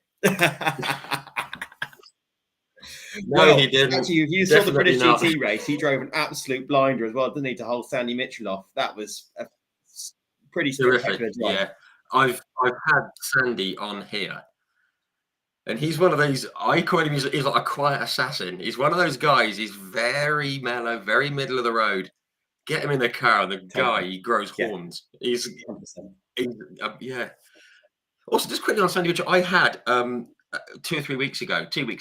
I had like Vincenzo Sospiri was on here for a chat, and I mentioned just like Sandy Mitchell said because Vincenzo Sospiri Racing run Lambos in the GT World Challenge Europe, and I said, "Oh, I had a Lambo factory driver on here, Sandy Mitchell." He goes, "Yeah, I'm aware of Sandy." A week later, he announced that he'd signed him for the season. He was like, "Oh, you kept that quiet, you amazing." Vincenzo, I know it's not your first language, but something. Anyway, but no, Cian did drive very, very well. But yeah, I mean, but to win that race, first overall win, perfect way to end the season. You've won you've won the Pro-Am Championship, overall win, end of the season, home race. You know everyone there. Totally. Pretty perfect. Yeah, it was a fairy tale ending to 2022. I think it was, just a spectacular way to end. Yeah, fantastic. Crikey, time's rattling on very quickly. One thing I want to talk about: 2022 Sopwith Cup, Nash Metropolitan. What a car! So that's one of the cars my dad has. So that is a family-owned car. So fundamentally, underneath it's an MGB, loosely. So it's a B series engine, B series running gear, with all the Nash bits. Awesome car. Got second in that. It was not cobbled together for the race, but a little bit. We didn't clean out all the radiators after it had been sat for a good number of years. And and basically started to get a bit hot in the race. So as well, the gearbox wasn't checked. So synchro first gear was a little bit dodgy. So I started on pole, qualified on pole by 1 point something seconds. So it was good, really good. And we kind of thought, oh, this would be great. Nice little win for the Nash. Because I was racing in the Westlake Cup on the same weekend in SS 800, which is another story. We could do a whole podcast on that car because that is unbelievable. But we'll do that end of the season. Anyway, it's an MG midget, another fiberglass bar on top. It's a Lenham. It's a cool car. But I was racing that.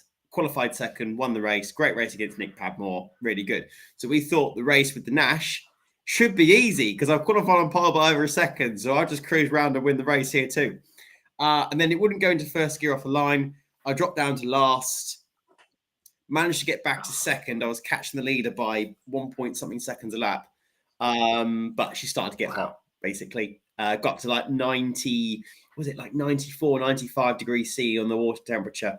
And I was just like, you know what? I'd much rather finish second than not finish at all. So back to right off. Save the car and finish second. So P1, P2 to start my 2023 campaign was not a bad way to start. No, I do. Absolutely right. You mentioned 2023, stepped up to the pro class. Obviously, nothing to fear. You've just beaten them, brands. Just quickly, people often ask about this. I'm going to let you explain it. How do you basically get from pro to pro? Basically, it's a really good way that Porsche do it because it's basically another race within a race for aspiring pros that just aren't quite there yet. Like myself in the first year. Okay, second year, arguably, as we got halfway through the year, I definitely should have been a pro driver. But Porsche were very kind to me, let me stay as I was. That was fantastic. Moved up to pro.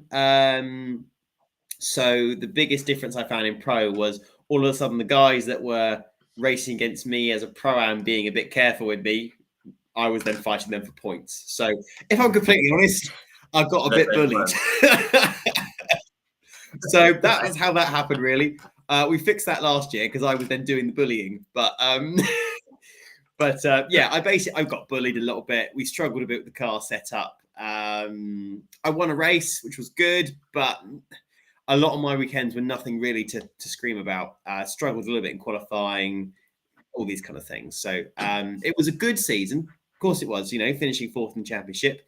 But compared to what happened last year, just nowhere near. Yeah, absolutely. Yeah. Just quickly on, you mentioned that win that you got was at Thruxton, my nearest one, about 45 minutes down the road. I've got a bit of a soft spot for Thruxton just because it's grippy and rapid, and you got to love it. To get that first win as in the pro class at Thruxton, totally, must have been 100%. A good day. I'm trying to think about that weekend now. I think my qualifying lap was good, but unfortunately I set it under a yellow flag, which came up very late. So it meant I lost my lap in qualifying. So started fourth. I think I held station in the race, got reverse grid, and then managed to win. But my start was very, very good. The safety car came out early, but after the first half a lap, I built up like 2 point something second gap over the next cars behind me, which was quite good. Yeah, that'll do it. From after that, I thought, I've actually killed my tyres now. And by the end of the race, I had completely destroyed my tyres. I was sliding about all over the place. Clinging on for dear life, Just quite actually, I've done a few track days down at Thruxton in the little single seaters they have there. And they said to everyone, don't keep it pinned through church. Don't try and be a hero. So obviously you do. It's a fun corner, isn't it? Off camber over the little hump. It's great, great. It's not flat out in the Porsche. You have to have a tiniest little brake, depending on which way the wind's blowing. All the really fast corners, they're still not flat. Like you can just about take Noble, the left-hander, before Goodwood, the long right, which is before church. Yep. You can just about take that left-hander flat out, depending on how you've warmed your tyres up. But you've got to be like grass on the entry and in. Yeah, which is not, so nice to do at 150 miles an hour. But Goodwood's scary corner, much scarier than Church for the Porsche because all the weight's behind you. So you're trying to slow it down and turn it, and it's just not happy. Not happy at all. But Church in a Porsche, super easy corner. You've got a bit of understeer. It'll oversteer a little bit on exit. It's nothing. It's not actually scary. It's Goodwood that's seriously scary. Yeah. Okay. Brilliant. Love that. Insight. Good stuff. Yeah, so you fourth in the championship that year. Just quickly, another thing I want to touch on very quickly. You mentioned it earlier on, the 6 hour at Spa, the classic. Must be brilliant going around Spa. Yeah, it was awesome. Classic. It was in the what was it? It was basically it was a Mustang, Shelby GT 350. Awesome car. Yes. Muscle car around Spa in the wet, in the dark, having never driven it before. Good combo. Perfect. Loved it. Yeah, I only did what I do in qualifying. I did about 4 laps in qualifying. I just get such a long circuit. Put the car inside the top 20 when I was out in the car on my own, which was good. Quickest Mustang by miles, so solid. Unfortunately, I didn't get to race it because the gearbox went before I got to have a go. I know, it's a shame. But we'll be back at Spa 6 hour this year with a Plymouth Barracuda, which is designed to beat the Shelby GT350. Plymouth Barracuda. Get in. Yes, we like that. That's brilliant. Yeah, I'm actually going to Spa 4 weeks on Friday. No, Saturday. Well, with World Endurance Championship. Going out for the 6 hours of Spa weekend with the lads. So yeah, it should be fun.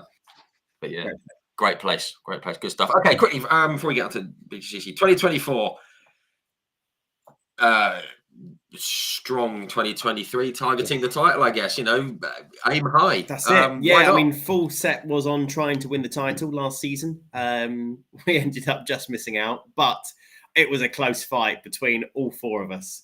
Any one of us could have won it last year. Yeah. So, whirlwind of a season. I think my performance was good. I was the Colin Turkington, if you will, of the Porsche Carrera Cup, just scoring points. So it meant I was there at the end of the day to be on that final day to try and win it.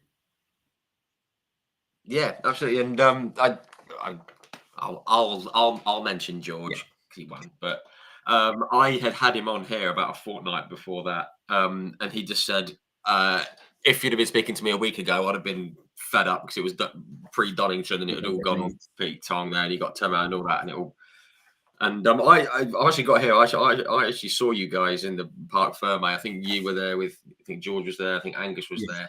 Angus Whiteside was there, and a few others. And it's just like you were having an absolute blast. I mean, it was almost like, whatever. And, we've all had a great time. It just totally, yeah. Cool, I mean, that's kind of how we all felt really going. And once it all finished, it was like, well, obviously, straight away, I was bitterly disappointed.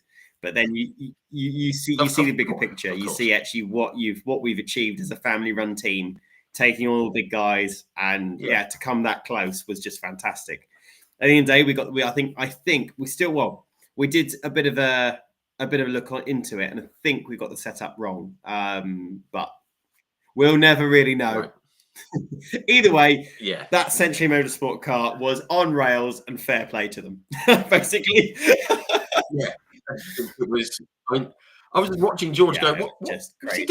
He just kept going, didn't he? I mean, and I liken what happened with you to what happened with Tom Ingram. There was nothing that day. It was nothing really that he did or you did wrong. It was just the weather at the time and just things just kind of didn't quite fall. It was just one of those things, 100%, wasn't it? Exactly that. It was just one of those things that it wasn't meant to be. Last year was George's year, but I'll certainly be watching Carrera Cup again this season. Looking forward to seeing how they all get on this year.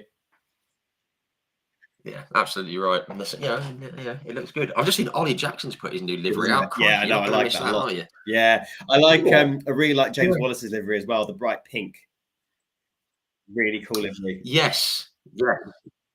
Yeah, that's a cool looking car. But great series. But for now, at least, that is behind you because British Touring Cars is happening.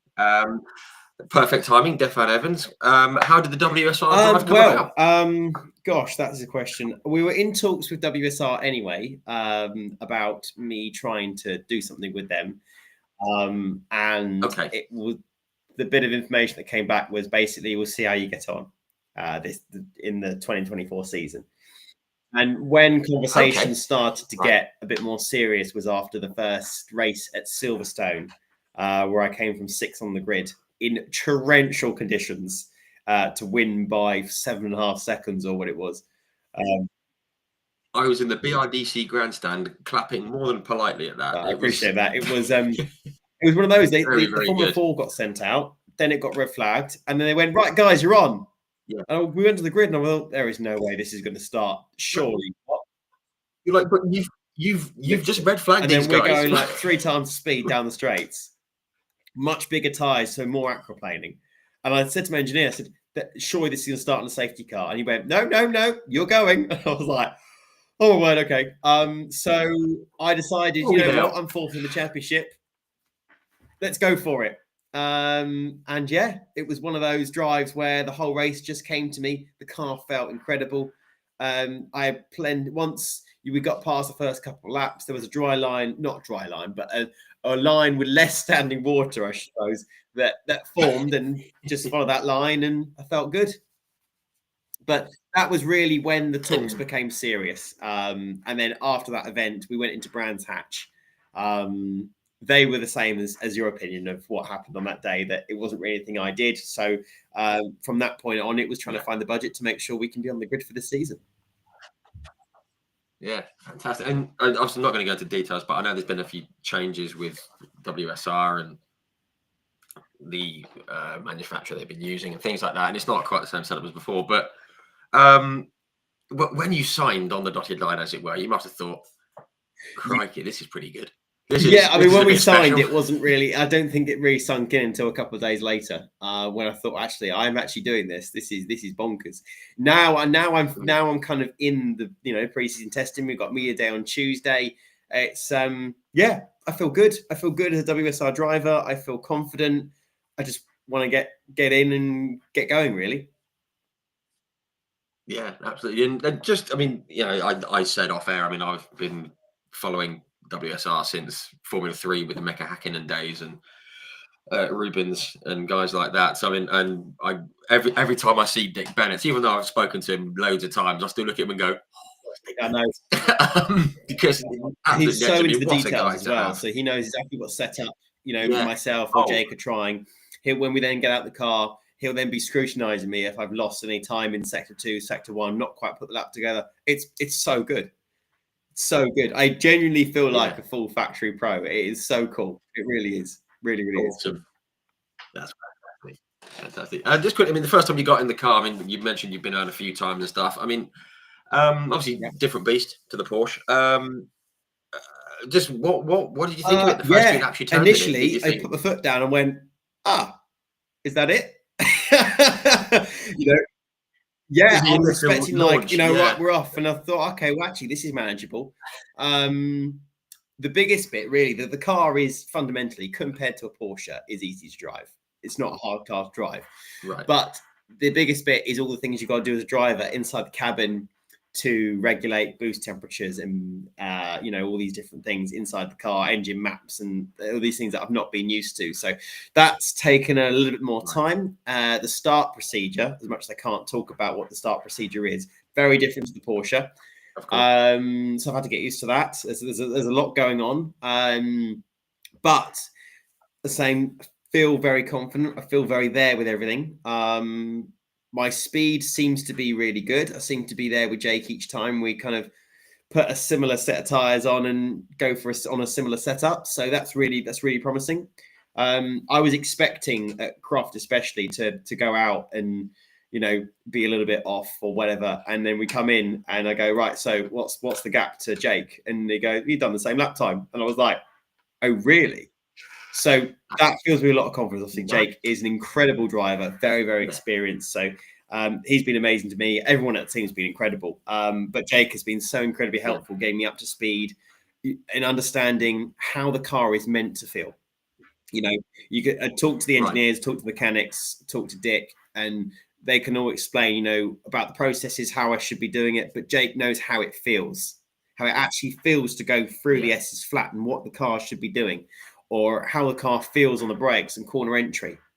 So I seem to be feeling all the same thing as him. Our feedback is very, very similar. So, excuse me, from that, we have a very similar driving style. So that's good. So it means in terms of setup, we're working very well together. And yeah, next bit, I've got to learn how to race it, but we'll see how that goes at the end of this month. Yeah, absolutely right. No, great. I'm loving the positive noises coming out of it. And just saying on your team, like you said, Jake's been great. He's a champion, reigning champion, which is a great thing to have on your team. You've got Aidan, who I think finally is in some machinery that he can really work with. I think he's been very unlucky. And then you've got Daryl, who's made like a similar step up as you. I just think it's just an exciting year for WSR in my book. I think it's all very exciting. Totally. I think we've got a really strong lineup at WSR for this year. So obviously my goal will be the Jack Sears, but I've got Daryl to fight with that as well. I'm sure he probably said the same thing on when he was on here about wanting to win the Jack Sears. So it'll stay friendly. Yeah. It'll be like a McLaren situation where it's all done friendly and not like in the past with McLaren, for instance, Lewis and Fernando. It would never be a situation like that. We get on very well. So, yeah, exactly. Yeah, just stopping in his pit box for a little bit. Yeah, maybe not. But no, it'll never be like well, not on the first weekend. Not on the first weekend. I mean, it'll never be like that.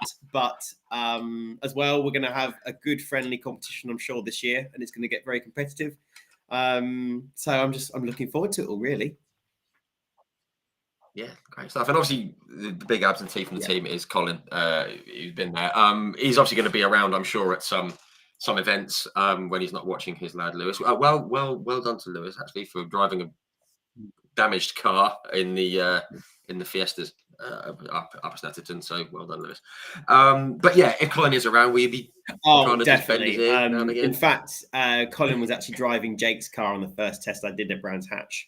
Because Jake had Ferrari duties to do with the 296. So Colin jumped in, and again, just like Jake, super helpful. I mean, the knowledge Colin has is just incredible. So just trying to learn as much as I can. And yeah, we'll then see where we are. I mean, I'm really looking forward to getting the car on Tuesday. I think it's just going to be great. How can you not enjoy it? Any seat time's good. And, after our 2 days at Croft, I've had enough time to digest properly what all the information was that we've got. So the fact I've still got another full day in the car, plus FP1 and 2 at the event, it's going to be great. The only thing I haven't done yet is drive the car in the wet. But I love the rain. Okay. I love driving in the rain. As long as the car feels like how I imagine it will, I should be okay. But it's just one of those unknowns at the moment. Yeah, absolutely. Fair enough. Just very quick look here. Yes, we've done that. Good stuff. A couple of questions that have just popped up here. Actually, just a couple of comments. Kay Warren, hello Kay. She said having the same time as Jake Hill is pretty impressive. Absolutely agree with that. Good signs. Where are we? Had another one here. Sharon Milburn, our resident WSR fan, she said you will do well with WSR. She said the same thing to Jake Hill a few years ago. Look at him now. Well, so much. Hopefully that's a good omen. Well, it's all Sharon. It's all Shaz. That's all it is. Great stuff. Okay, a couple of questions which I'm going to come to. No, let's do it now. Diffan, hello again, mate. He said, "Is this a long-term plan to stay in the championship?" That was something I was going to ask later on, or in a few minutes. I mean, obviously, you're happy with WSR on the move and everything. No plans to look too far ahead for now. It obviously depends on results and budget. At the end of the day, if my results are good, and from that I can continue my my sponsorships and continue making my partners happy, then there is no reason why I would leave the British Touring Car Championship, because it's pretty awesome, isn't it? And what makes it great is the fans. At the end of the day, isn't it? You name me another championship that isn't Formula One that's this well watched and engaged with. I can't name one. Yeah. I mean, British Superbikes, but there's no way I'm getting on 2 wheels. Not a chance. Oh no, it scares me. No way. I would be so bad on a motorbike. You don't have to be absolutely mental to do that. Not at all. I mean, fair play to those guys, because I love watching it. I've had a couple of guys on here. Cool.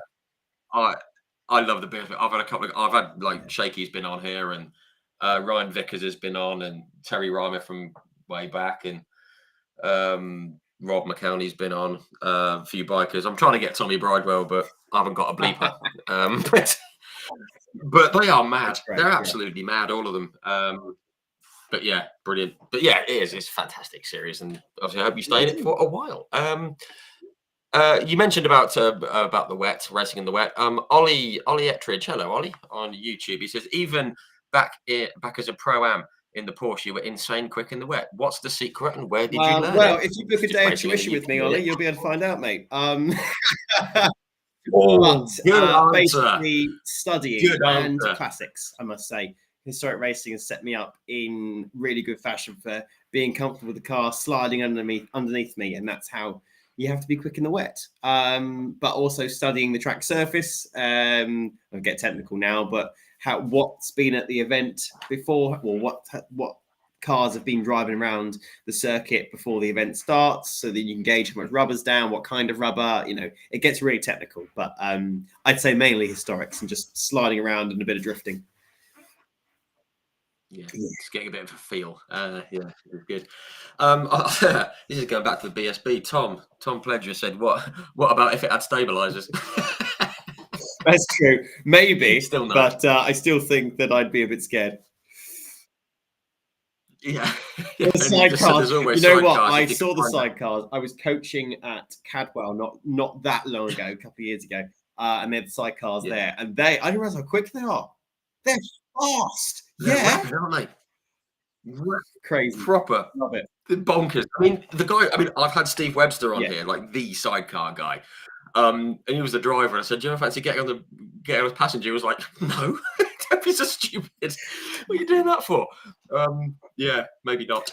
What have we got here? Okay, quick. I think we've touched this. This is from Tom Pledger. He's a question from Katie. What's your biggest goal for the season? And hopefully winning a race. Yeah. That'll be lovely. Yes. They feel realistic to me. Sounds good. Like that. And there was one more question that Tom said. It said, "How do you mentally reset between sessions or after a tough day in the car?" Gosh, a big long sleep. That's always a good one. You get knackered. I've done a lot of kilometers now in the touring car, but yeah, I mean, you just got to try and mentally reset as much as you can. I try and take as many days off as I can in between driving and whatnot, so you're fresh to go in, and then the day after I'm pretty useless to the world, really, if I'm honest, especially after a 2-day test. All I could do was drive back from Croft, and then I went to the gym, did a bit of stretching, did some real light weights, and then day after that, straight back to work again. Blimey, good stuff. There you go. Okay. Oh, Diffan Evans very quickly said, "This is going to be a very, very good season. 3 rookies, 7 returning drivers, 50." Tell you what, he's looked at his numbers. 15 previous race winners, 4 previous champions. Don't think there are many championships that have that type of stats. No, I think maybe IndyCar might be up there with that, but that's a big, yeah. So yeah, very, very good. That's very good stats. I'll use that one actually. Thank you for that. Yeah. Very cool. We'll screenshot that one. Cheers, Diffan. But yeah, we're going to go some fun questions just to wind down now. But firstly, just want to say from everyone, me and everyone watching, wishing you all the very best of luck. It's a terrific opportunity, and yeah, Diffan said it's going to be a great season, and we're going to be watching. So yeah, wishing you all the very, very best. Appreciate it. It's going to be a whirlwind of a year, but if anyone wants to keep up to date with what I'm doing, Instagram, social media, I've got a website as well. We'll post everything that's going on. I have a podcast now as well, Track Walk Podcast. So if you want to know what's going on the way into a weekend, that's the best way to have a look and get a bit of insight as to what I'm thinking, seeing, doing, what's happening.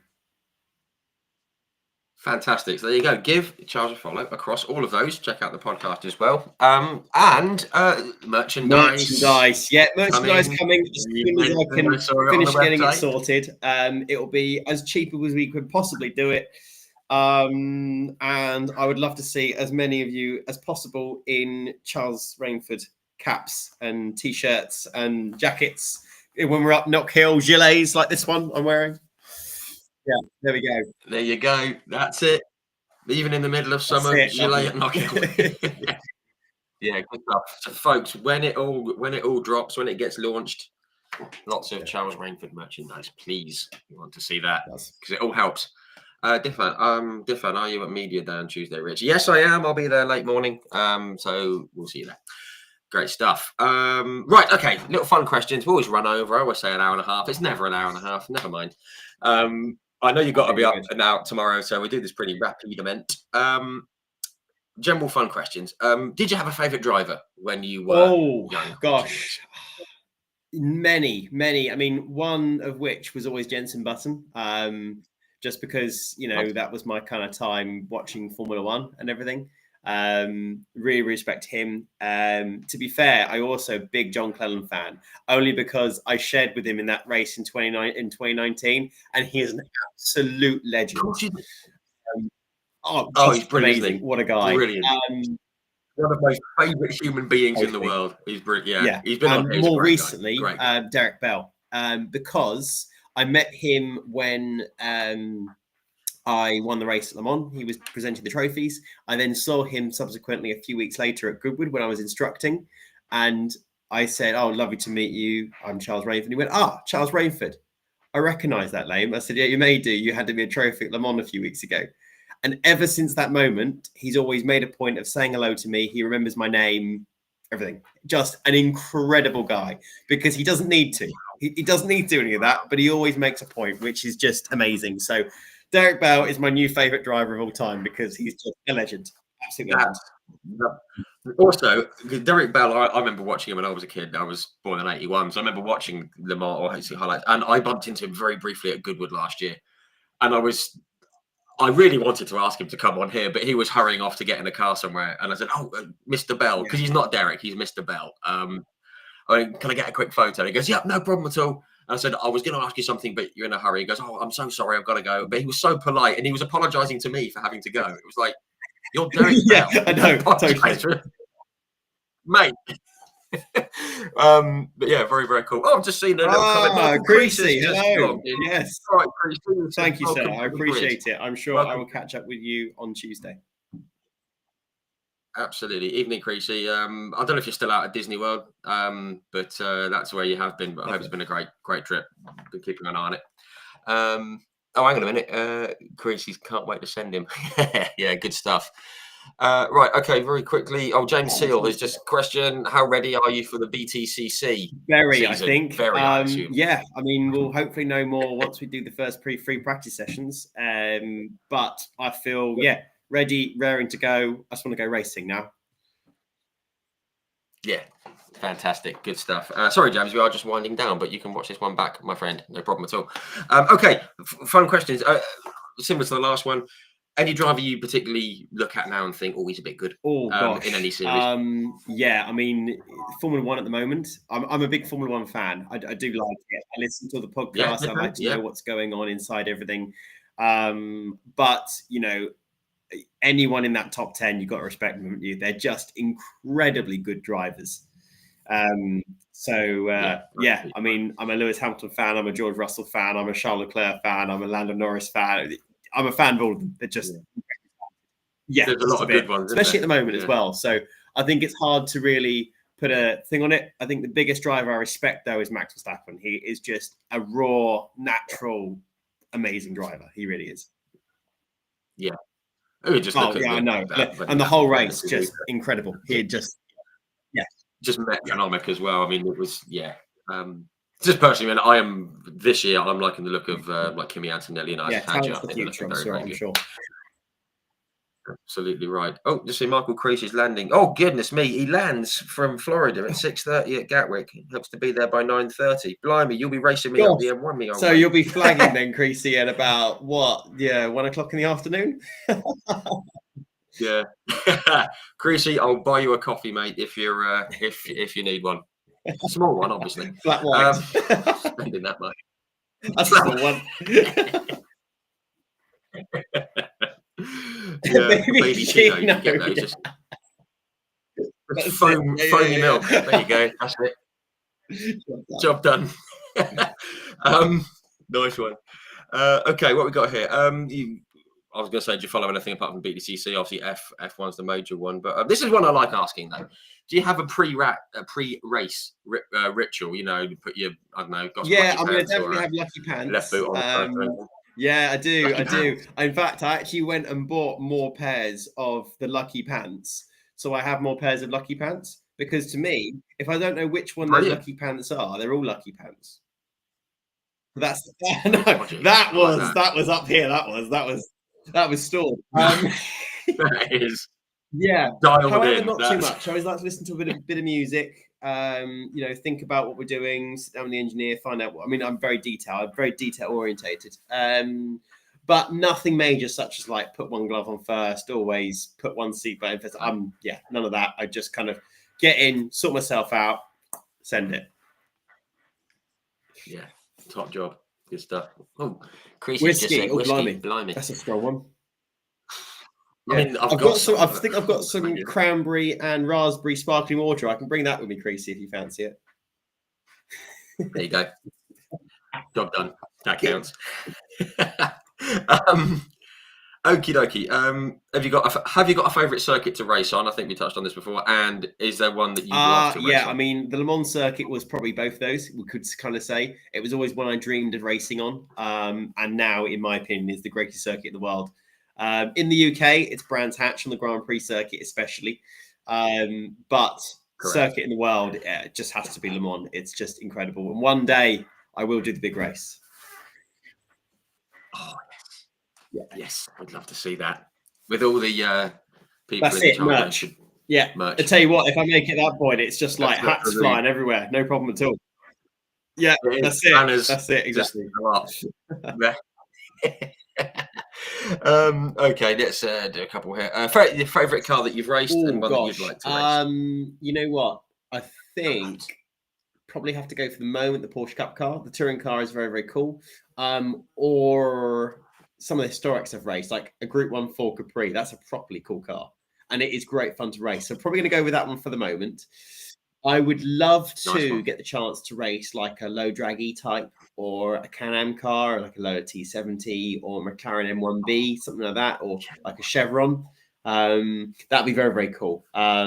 So yeah, I think the E-Type is probably the most doable at the moment, but I'll certainly try for the Can-Am stuff. Just I really fancy going a Can-Am car. When I was growing up, watching stuff at Goodwood when my dad was racing there, I always loved watching the Whitsun Trophy because I just love the Can-Am cars.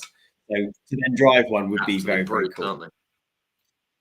Yeah, I was saying with had like Jackie Oliver on here, and he obviously did loads of Can-Am stuff, and I've had a few others that have done Can-Am, and like is it Brian Redmond? Just done Can-Am, and he's just said, "Oh, I've driven in Formula One." Yeah, exactly. Yeah, 900 horsepower, doesn't stop, doesn't go around corners. Yeah, where do I sign up? Yeah, if Brian Redmond says it, I agree. Sorry, Brian, if you see that, that was a shocking impersonation. Absolutely terrible. Sounded more like Anthony Reid. Anyway, okay. Final question that I always ask. It's a shocking question. I don't know why I ask it because there's no answer to it. You've shared the track with a lot of great drivers. I mean, obviously, in the Porsches, there's been like Josh Malin, Will Martin, and Ollie Jackson, Angus, and Lorcan Alafin, and Smalley and Gamble, Robert DeHaan you've raced with, who I rate as well, Kian Jewis, and Dan Lloyd, Stephen Jelly, and Harry King obviously knows his way around a Porsche. Dan Camish, and in the historics, you've shared the track with like Stig Blomqvist and Steve Soper and Wendlinger and Cleland. You mentioned Andre Lotterer, Perot, Christiansen, even Theo Paphitis. The Dragon Theo Paphitis. Is there anything that kind of stand out in your mind that you've seen at close quarters as being maybe not the best, but just someone that's impressed you, or you think, crikey? Yeah, I mean, I think Robert DeHaan in a way stands out. When I raced against him in 23, he would come into a corner, be all locked up, sideways, whatever, and still somehow get a good exit. And I just kind of thought, well, how did you do that? We came to blows a couple of times last year in the cars where he decided to hit me in free practice, so I put him into the pit wall, and then he tried to push me back, so I pushed him back even harder. And the damage we sustained in free practice it shouldn't have been, but it was quite funny. I mean, he's just a natural talent. He's in a Porsche. He's spectacular. I'm sure we'll see very good stuff from him in Porsche Super Cup this season. Yeah. I mean, him and like Larry Tenford are in the same kind of class. Sorry, we got to mention Creasy. Oh yes, Porsches of course. As well. Sorry. Obviously, he's done Monaco and Silverstone, and some good guys. But no, that's very cool. Some good people you've raced with. Good time to end. We've about to hit 2 hours, a bit longer than usually planned. But firstly, Yeah, thanks to thank you. everyone who's tuned in, all the comments and questions. There's been loads of them. I hope we've covered them all. I think we have. But thank you very much, as always, for your support. But of course, Yeah, biggest thank thanks to you. you, Charles. Thank you very much. I know you've got to be up at Yeah, early Snetterton start for me tomorrow. tomorrow, coaching at But Snetterton for the first round of Caterham Academy. All good. nice one. Hopefully, a bit warmer than the than I'm the not morning sure you it will mentioned be. earlier. It's touch and go, isn't it? North Sea wind whipping in. But no, thanks very much for coming on, having a chat. I'm glad we got it over the line and we've had a chat. I've been wanting to speak to you for a while, but yeah, thanks very much. Really appreciate your time. Fantastic, great stuff. And folks, when the merchandise drops, go and get it because it's going to sell out. But no, thanks very much, everyone. We are back live next Wednesday, a bit earlier, but you'll see why tomorrow. But once again, Giles, thanks very much. Really appreciate it. And all the very best for Thank you. Speak to you soon. for the season. Great stuff. Cheers, guys. All the best.